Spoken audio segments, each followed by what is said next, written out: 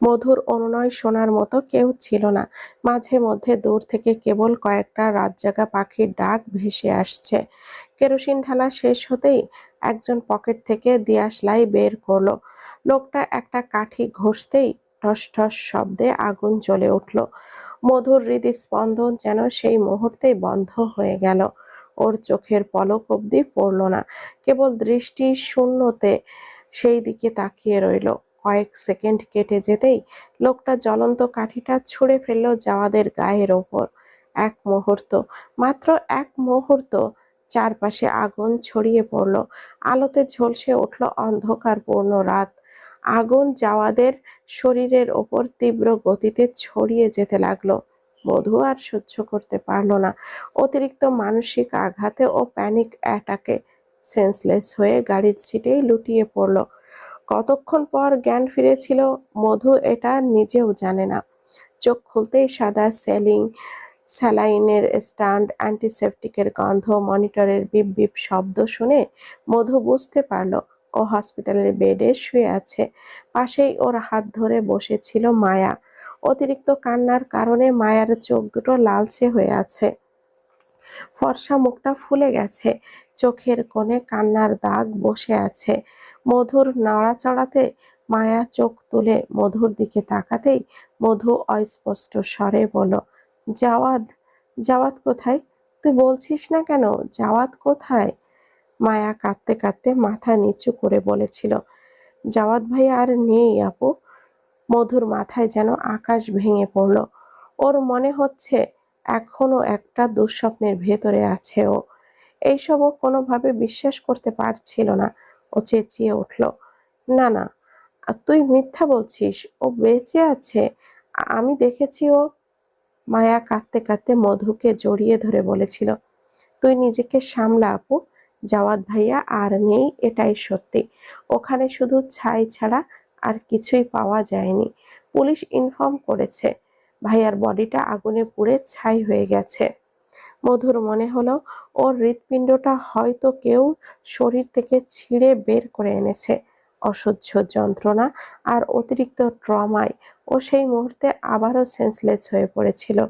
এরপর টানা 2 দিন পর ওর জ্ঞান ফিরেছিল, কিন্তু ততক্ষণে সব শেষ হয়ে গেছে। ওর হাসি, ওর স্বপ্ন, ওর ভবিষ্যৎ, ওর প্রিয় মানুষটা, সব সেই রাতের আগুনেই পুড়ে ছাই হয়ে গেছে। অতীতের গভীরে ডুবে থাকা মধুর চোখের কোণ বেয়ে টুপটুপ করে অশ্রু গড়িয়ে পড়ছে। আজ ওর 26তম জন্মদিনের প্রথম প্রহর শুরু হয়েছে। এই দিনটা এলে জাওয়াদের স্মৃতিগুলো ওর অন্তরস্থলে আরো তীব্রভাবে জীবন্ত হয়ে ওঠে। এমনি এক রাত্রে মধু জাওয়াদকে হারিয়ে ফেলেছিল সারা জীবনের জন্য। মধুর কেবল মনে হয়, সেই দিন যদি বাইরে না যেতাম, যদি আমরা বাসায় থাকতাম, তবে আজ হয়তো জাওয়াদ আমার পাশেই থাকতো। কিন্তু মধু তো আর জানে না, যারা পরিকল্পিতভাবে জাওয়াদকে খুন করতে চেয়েছিল তারা আজ না হয় কাল, যেভাবেই হোক, নিজেদের পরিকল্পনা বাস্তবায়ন করতই। রাতের গভীরতার প্রতি মুহূর্তে আরো ঘন হয়ে উঠছিল। চারিদিকে ঝিঝি পোকার ডাকে মুখরিত। রাতের অন্ধকারটা যেন একটা মোটা পর্দার মতো পুরো পৃথিবীকে ঢেকে রেখেছে। দূরের রাস্তা ফাঁকা, কেবল মাঝে মাঝে 2-1টা গাড়ি দ্রুত বেগে চলে যাচ্ছে। ঘড়ির কাঁটা টুপটাপ শব্দ তুলে রাত 3টার ঘর পেরিয়েছে। এমন সময় দোতলার ব্যালকনির রেলিংটা সামান্য শব্দে কেঁপে উঠল। অন্ধকারে একটা লম্বা ছায়া নিঃশব্দে রেলিংয়ের ওপরে উঠে দাঁড়ালো। পরের মুহূর্তেই ছায়াটা নিচু হয়ে নিপুণ দক্ষতার ভেতরে লাফিয়ে পড়ল। ব্যালকনির ভেজানো দরজাটা ঠেলে ছায়াটা নিঃশব্দে ভেতরে ঢুকলো। রুমে কেবলই নীল রঙা ড্রিম লাইটের ম্লান আলো জ্বলছে। নরম নীল আলো রুমটাকে একটা শান্ত নিস্তব্ধ আবহে ঢেকে রেখেছে। ছায়াটা ধীরে ধীরে মাথার হুডি খুলে ফেলল। সেই মুহূর্তেই হুডির আড়াল থেকে বেরিয়ে এলো রুশানলের শান্ত রাজসিক মুখটা। গভীর ধূসর বাদামি চোখ দুটো ক্লান্তিতে ভারী হয়ে আছে। চোখে মুখে টানা ভ্রমের ধকল স্পষ্ট। ঢাকা থেকে টানা 7 ঘন্টার জার্নি শেষে সোজা এখানে চলে এসেছে কেবল ওর হানিবার্ডকে এক নজর দেখবে বলে। একটা দীর্ঘ নরম শ্বাস ফেলে রুশানাল রুমের চারপাশটা দেখে নিয়ে বেডের সামনে এসে দাঁড়ালো। গায়ের ব্ল্যাঙ্কেটটা জড়িয়ে বেডের একপাশে শুয়ে আছে মধু। ভারী শ্বাস প্রশ্বাসের শব্দ জানান দিচ্ছে মেয়েটা এই মুহূর্তে গভীর ঘুমে তলিয়ে আছে। লম্বা চুলগুলো অগোছালোভাবে বালিশের ওপরে ছড়িয়ে আছে। রুশানাল চোখ সরিয়ে বেডের অপর পাশে তাকালো। জায়গাটা সম্পূর্ণ ফাঁকা। এর মানে ওর ছোট্ট ছেলেটা নিশ্চয়ই ওর শালীর রুমে ঘুমাচ্ছে। ছেলের কথা মনে হতেই ওর রক্তাক্ত ঠোঁটে এক ফোঁটা ক্লান্ত আর ভালোবাসা মিশ্রিত হাসি ফুটে উঠল। রোশানল নিঃশব্দে মধুর পাশে এসে বসল।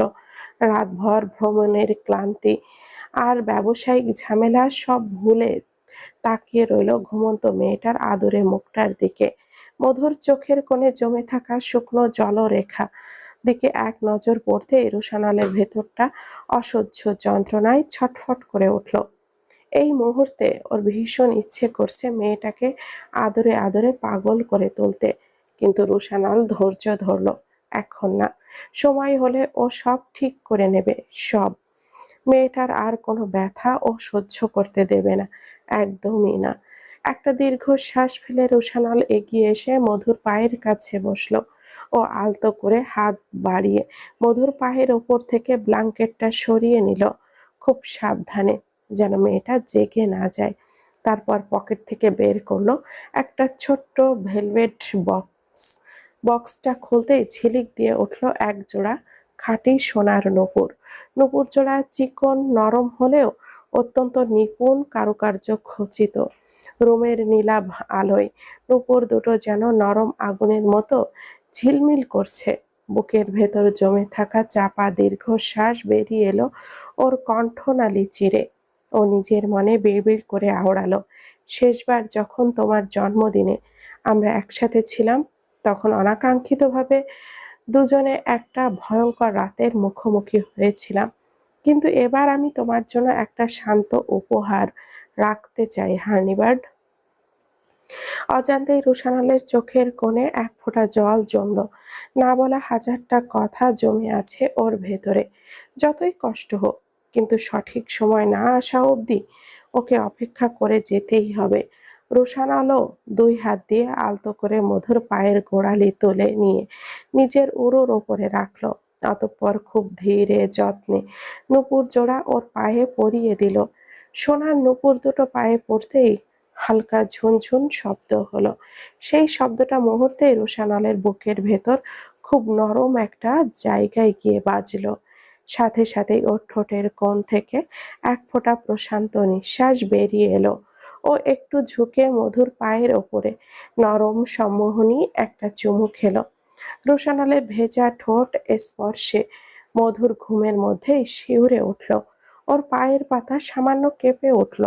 রুশানল নিঃশব্দে হাসল। ওর হানিবার্ড এখনো আগের মতোই আছে। মেয়েটাকে একটু ছুঁয়ে দিলেই অস্থির হয়ে পড়ে। আচ্ছা, কাল সকালে যখন মেয়েটা ঘুম থেকে ওঠে পায়ে নূপুর জোড়া দেখবে, তখন মেয়েটার মুখের রিয়াকশন কেমন হবে ভাবতেই রুশানাল ফের হাসলো। কয়েক মুহূর্ত কেটে যেতেই ও নিঃশব্দে উঠে দাঁড়ালো। ওকে এখন বাসায় ফিরতে হবে। একটা রুদ্ধশ্বাস ফেলে ও ব্যালকনির দিকে এগিয়ে গেল।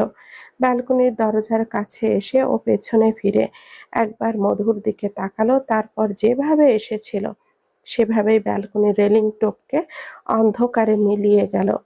রাত এখন প্রায় 3:30। পুরো শহর ঘুমে ডুবে আছে। দূর থেকে মাঝে মধ্যে কয়েকটা কুকুরের ডাক ভেসে আসছে। গুলশানের বিলাসবহুল একটা বাড়ির ভেতরে তৈরি সিক্রেট কক্ষটা আধা অন্ধকারে ডুবে আছে। চারপাশে একটা ভারী চাপা উত্তেজনায় জমে আছে। নরম আলোয় ভেজা সেই কক্ষের ভেতরে রাখা দামি ইটালিয়ান সোফায় বসে আছে নাসের হায়দার, আহমেদ শরীফ, কামরুল ইসলাম, রফিক বারি এবং জসিম মোর্শেদ। সবার সামনে থাকা ছোট ঝকঝকে কাচের টেবিলের ওপরে একটি দামি হুইস্কির বোতল খোলা অবস্থায় পড়ে আছে। কারোর হাতে আজ গ্লাসে উঠছে না, কারোর চোখে সেই পরিচিত উৎসাহ দেখা যাচ্ছে না। চারজনের চেহারাতেই গভীর উদ্বেগের ছাপ জমে আছে। গতকাল রাতে ১১২ জন মেয়েকে নিয়ে জাহাজটা রাশিয়ার উদ্দেশ্যে রওনা হওয়ার কথা ছিল। আজ সারাদিন গড়িয়ে গিয়ে এখন রাতের শেষ অংশ হয়ে গেছে, কিন্তু জাহাজটার কোনো হদিশ নেই। জাহাজ নিখোঁজ হওয়ার বিষয়টা ওদের কাছে অসম্ভব, অকল্পনীয় একটা ব্যাপার। সেসব থেকে আরো বড় কথা, জাহাজটা সময় মতো রাশিয়ায় না পৌঁছালে বিষয়টা ওদের জন্য ভয়ঙ্কর বিপজ্জনক হয়ে দাঁড়াবে। ওদেরকে কয়েকশো কোটি টাকার ক্ষতিপূরণের মুখোমুখি হতে হবে। আজ ভোরবেলায় রফিকুল বাড়ির লোক বন্দরে গিয়ে সবকিছু চেক করে এসেছে, কিন্তু সেখানে কোনো অস্বাভাবিক কিছুর দেখা মেলেনি। সবকিছু যেমন থাকার কথা ছিল ঠিক তেমনই আছে, তবুও জাহাজের কোনো খোঁজ নেই। রাশিয়া থেকে ইতিমধ্যে নিউজ এসেছে যে ওরা জাহাজের কোনো রুট খুঁজে পাচ্ছে না। এর চেয়েও অদ্ভুত ব্যাপার হলো, বন্দরের ৩ কিলোমিটার এরিয়া জুড়ে সকল সিসিটিভি পুরো ডিসকানেক্ট হয়ে আছে গত ২ দিন যাবৎ। এইদিকে ওদের পার্টনার সালমান কবিরের কোনো খোঁজ পাওয়া যাচ্ছে না। গতকাল রাত ২টার দিকে সালমান নাসের আর কামরুলকে ফোন করেছিল, কিন্তু দুজনেই তখন কল রিসিভ করতে পারেনি। পরবর্তীতে তারা দুজনেই সালমানকে কল ব্যাক করলে দেখা যায় সালমানের ফোনটা সুইচড অফ দেখাচ্ছে। আজ দুপুরে ওরা সালমানের ড্রাইভারের থেকে জানতে পারে গতকাল রাত ২টার কাছাকাছি সময়ে সালমান তাকে চট্টগ্রাম বন্দরে নিয়ে যেতে বলেছিল। ড্রাইভার সালমানকে বন্দরের সামনে নামিয়ে দেওয়ার পর সালমান ইস্ট ডকের গেট নাম্বার 3-র ভেতরে চলে যায়। এরপর টানা ৩ ঘন্টা অপেক্ষা করার পরও যখন সালমান ফিরে আসলো না, তখন ড্রাইভার নিজে যেয়ে বন্দরের ভেতরে সালমানের খোঁজ করেছিল, কিন্তু ওখানে সালমানকে পাওয়া যায়নি। কাল মধ্যরাত পেরিয়ে আজ সারাদিন শেষে এখন রাতের শেষ অংশ চলে এসেছে। এখনো অবধি সালমানের কোনো খবর নেই। মাত্র কয়েকদিন আগে তাদের আরেকজন পার্টনার আশিক সরকারের খুন হয়েছে, আর এখন কোনো পূর্ব সংকেত ছাড়াই সালমান নিখোঁজ হয়ে গেল। রাতের নিস্তব্ধতা আরো গাঢ় হয়ে উঠেছে। কেউ কথা বলছে না, অথচ কক্ষের ভেতরে চাপা উত্তেজনায় কাঁপছে। কেউ কথা না বললেও সবাই বেশ বুঝতে পারছে এটা আর সাধারণ কোনো পর্যায়ে নেই। নিশ্চয়ই ঠান্ডা মস্তিষ্কের কেউ একজন এইসবের আড়ালে আছে। আহমেদ শরীফ কিছুটা নড়ে চড়ে বসল। রুমের আধা অন্ধকারে ওর চোখ দুটো জ্বলজ্বল করছে। সে তীক্ষ্ণ কণ্ঠে শুধালো, আমার মনে হচ্ছে এইসব কিছু কাকতালীয়ভাবে হওয়া সম্ভব না, একদমই না। আশিকের খুন, সালমানের নিখোঁজ হওয়া, জাহাজটা রাশিয়ার উদ্দেশ্যে না পৌঁছানো, সিসিটিভি গুলোতে ২ দিন ধরে অফ থাকা, সব মিলিয়ে একটা ধারণা বেশ জোরালো হচ্ছে। এইসবের আড়ালে নিশ্চয়ই কেউ একজন আছে যে ইচ্ছাকৃতভাবে এই সব করেছে। নাছের ঠোঁট কামড়ে কিছু একটা ভাবল, অতঃপর উদ্বিগ্ন স্বরে বলল, হতেই পারে। আমার মনে হচ্ছে এইসবের পেছনে অফিসার রেভেন রাহিয়ানের হাত রয়েছে। কথাটা বলার সাথে সাথেই কক্ষের ভেতরের আবহ আরো বেহারি হয়ে গেল। পুরো পুলিশ ডিপার্টমেন্ট একজন চৌকস, দক্ষ, বুদ্ধিদীপ্ত, সৎ অফিসার হিসেবে রেভেন রাইহান নামটা বেশ পরিচিত।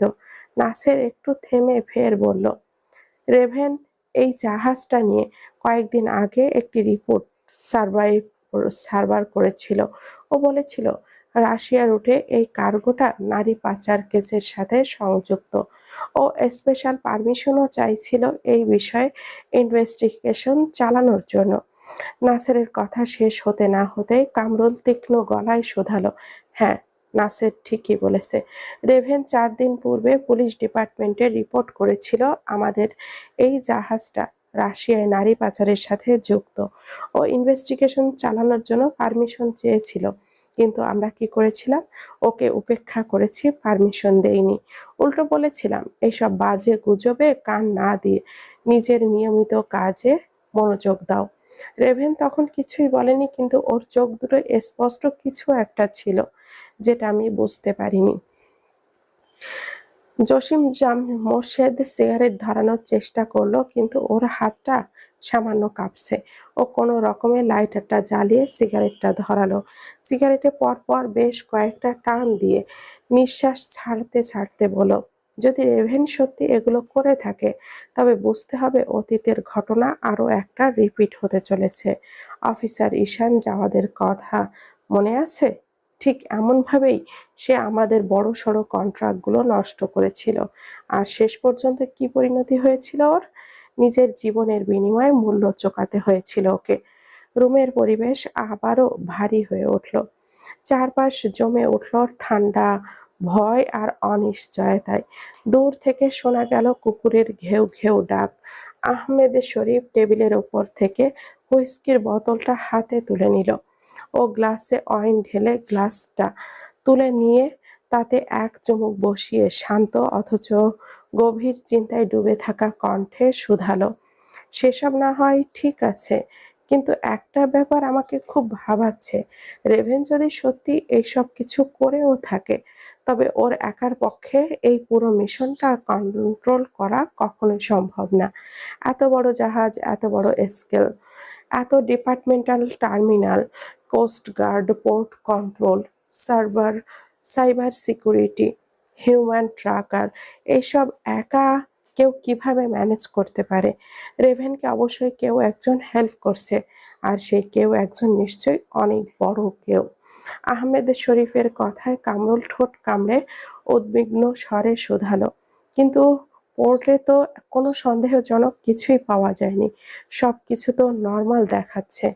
আহমেদ মাথা নেড়ে বলল, হয়তো এই জন্যই আমরা কিছুই বুঝতে পারছি না। কারণটা, কাজটা খুব হিসেব করে, খুব প্রফেশনাল ভাবে করা হয়েছে। কি যে হচ্ছে কিছুই মাথায় আসছে না। রুমের ভেতরকার অবস্থা আরো তীব্র হয়ে উঠল, কারণ অদেখা শত্রুর ভয় সবসময় মারাত্মক পর্যায়ে যায়। জসিম হাতের আধা খাওয়া সিগারেটটা অ্যাশট্রেতে ফেলে দিয়ে বলল, এইসব নিয়ে পরে ভেবে নেব। রেভেন, ঈশান আর অদেখা শত্রুকে, সেটা এখন প্রায়োরিটির বিষয় নয়। এখন বড় সমস্যা হলো রাশিয়ানদের আমরা কি জবাব দেব। জাহাজটা নারী পাচারের ইস্যুতে পুলিশ আটকে দিয়েছে, এটা তো বলতে পারবো না। আবার জাহাজ নিখোঁজ, এটা বলা মানে হবে আমাদের নিজেদের অক্ষমতার স্বীকার করছি। রফিকুল চিন্তিত স্বরে শুধালো, আর ক্ষতিপূরণ? কয়েকশো কোটি টাকা। এত বড় ক্ষতি আমরা কিভাবে ম্যানেজ করব? রাশিয়ানরা কোনো অজুহাত শুনবে না, তারা টাকাই চাইবে।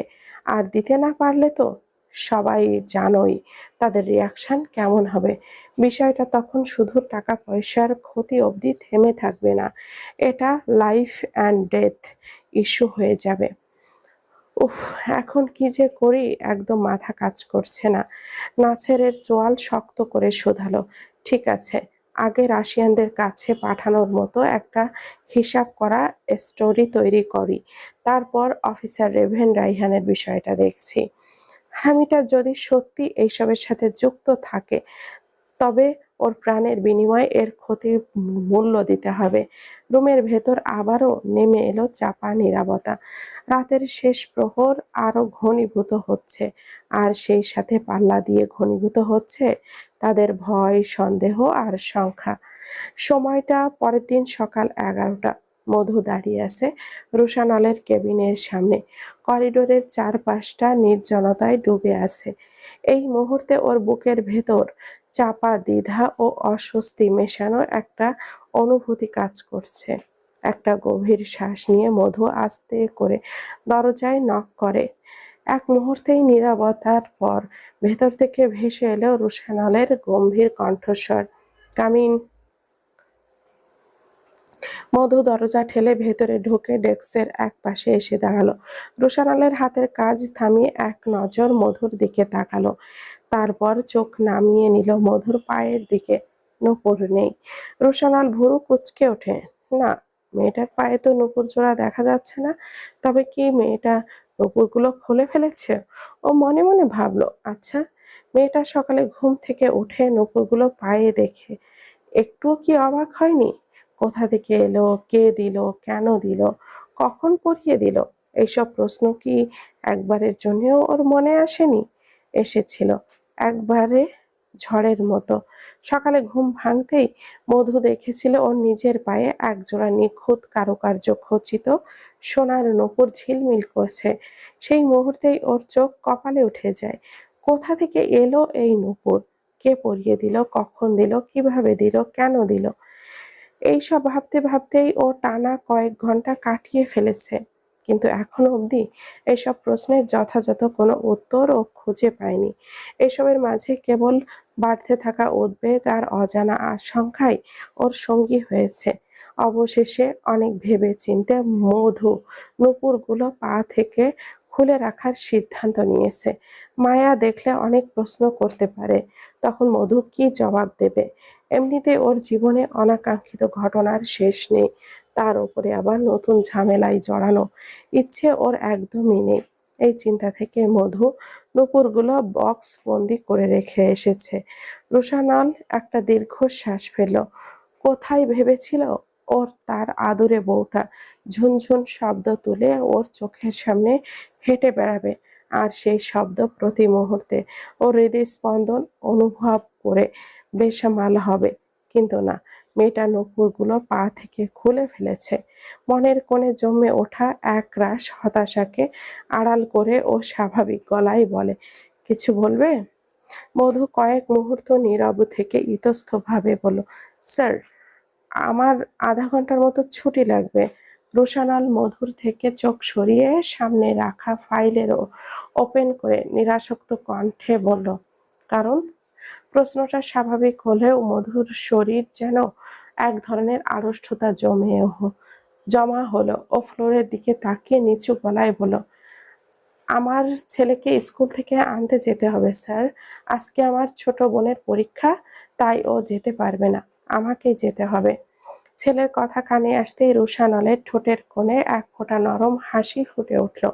ভেবেছিল স্কুলে গিয়ে ছেলেটাকে গিয়ে দেখে আসবে, কিন্তু গত রাতে অতিরিক্ত ক্লান্ত থাকার কারণে ফলস্বরূপ সকালে ঘুম থেকে উঠতে দেরি হয়ে গেছে।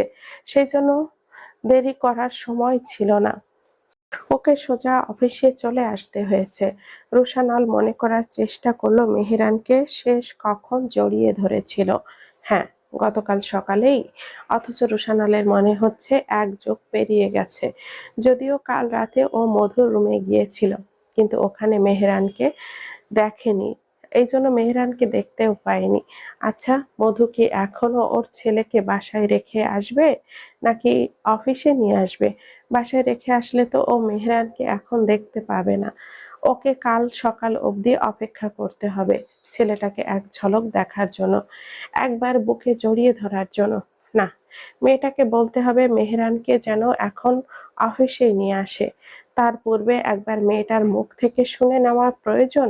এই ভাবনা থেকেই রুশানল মধুকে জিজ্ঞেস করলো, ওকে বাসায় দিয়ে আসবে নাকি অফিসে নিয়ে আসবে? মধু ফ্লোর থেকে চোখ সরিয়ে রুশানলের দিকে তাকালো। কয়েক মুহূর্ত নিশ্চুপ থেকে আস্তে করে শুধালো, অফিসে নিয়ে আসবো স্যার। রুশানল আর কিছুই বলল না। ও আলতো হাসলো। ছেলেকে এখন দেখতে পাবে, ওকে জড়িয়ে ধরে আদর করতে পারবে ভাবতেই ওর ভেতরে এক ধরনের কোমল উষ্ণতা জমা হলো।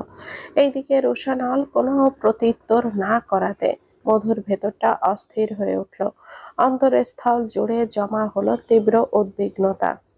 ও জিভ দ্বারা কোমল গোলাপি অধর জোড়া একবার ভিজিয়ে নিয়ে কম্পিত কণ্ঠে শুধায়, মানে বাসায় ওকে দেখার কেউ নেই? মায়ের পরীক্ষা শেষ হলেই ও এসে মেহেরানকে নিয়ে যাবে। আমি কথা দিচ্ছি স্যার, ওর জন্য অফিসে কোনো সমস্যা হবে না। ও খুব শান্ত, একদম শান্ত। স্বভাবতই রুশানলের ভুরু কুঁচকে গেল। ভেতরে এক ধরনের চাপা রাগ জমা হলো। মেয়েটা এই মাত্র কি বলল? ওর ছেলের জন্য অফিসে কোনো সমস্যা হবে না? রুশানলের যা কিছু আছে সেই সব কিছুর একমাত্র উত্তরাধিকারী তো ওর ছেলে নিজেই। তাহলে ওর ছেলে সমস্যা করবে না তো কে করবে? নিজেকে সামলে নিয়ে ও গম্ভীর গলায় শুধালো, অফিসের সমস্যা নিয়ে আপনাকে এত না ভাবলেও চলবে মিসেস মির্জা। আমি গাড়ি পাঠিয়ে দিচ্ছি, আপনাকে যেতে হবে না। এখন নিজের কাজে মন দিন। কথা শেষ করেই রোশানল সামনে থাকা ফাইলটা চেক করে চোখ নামিয়ে নিল। এদিকে রোশানলের রাগান্বিত কণ্ঠস্বরে সব মধু হকচকিয়ে গেল। কিছু একটা বলতে যেও থেমে গেল। ও ঠোঁট কামড়ে বোঝার চেষ্টা করলো হঠাৎ করে রোশানল এত রেগে গেল কেন। এতক্ষণ তো ঠিকঠাক ভাবেই কথা বলছিল। তাছাড়া ও তো রেগে যাওয়ার মতো কিছু বলেনি। অনেকটা সময় রোশানলের নিরাসক্ত গাম্ভীর্যপূর্ণ মুখাবয়বের দিকে তাকিয়ে থেকেও মধু কিছুই বুঝে উঠতে পারল না। একটা চাপা দীর্ঘশ্বাস বেরিয়ে আসে ওর কণ্ঠনালী চিরে। ও আস্তে করে বলল, থ্যাংক ইউ স্যার। তারপর ধীর পায়ে কেবিন থেকে বেরিয়ে গেল। দরজাটা বন্ধ হবার নরম শব্দটা কর্ণগোচর হতেই রোশানল চোখ তুলে দরজার দিকে তাকালো।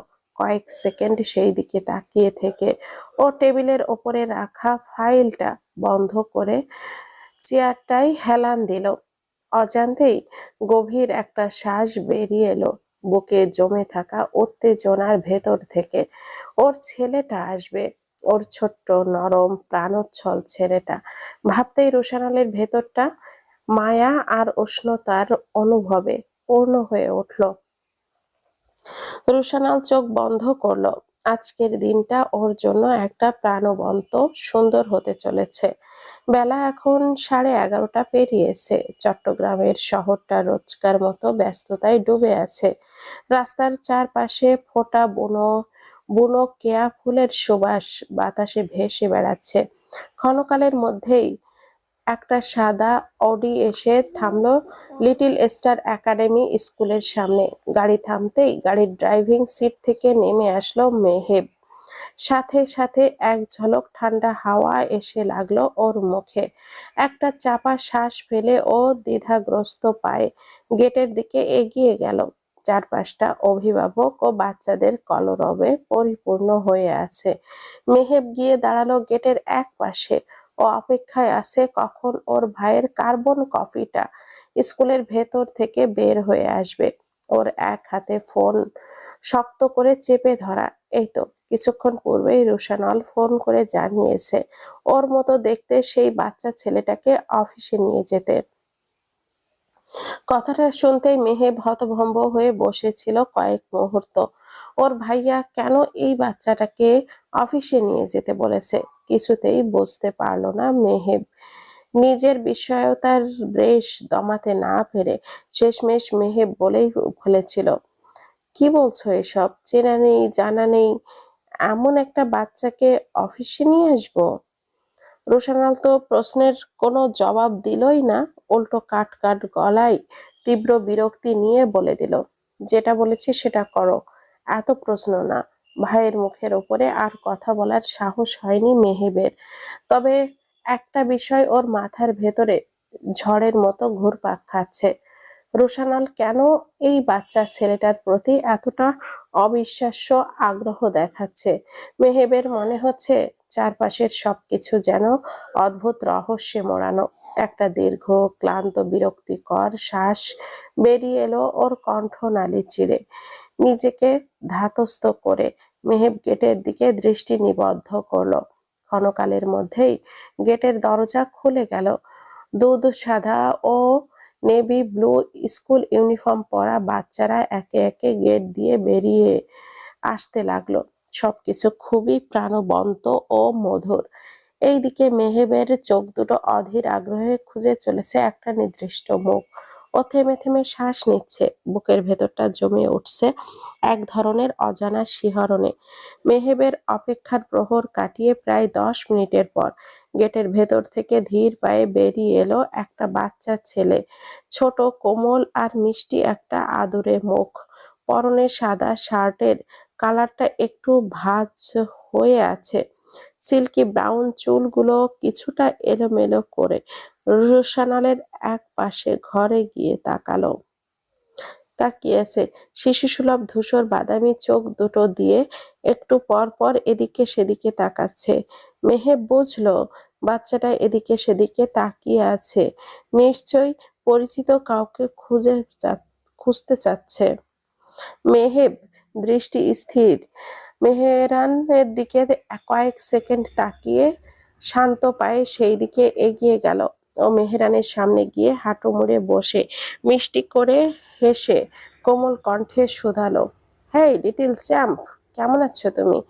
বাচ্চাটার ভরসাহীন বড় বড় ধূসর বাদামি চোখ দুটো মেহেবের চোখে স্থির হয়ে রইল।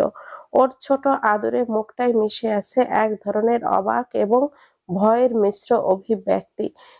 এদিকে বাচ্চাটা বড় বড় চোখ করে মেহেবের দিকে তাকিয়ে আছে।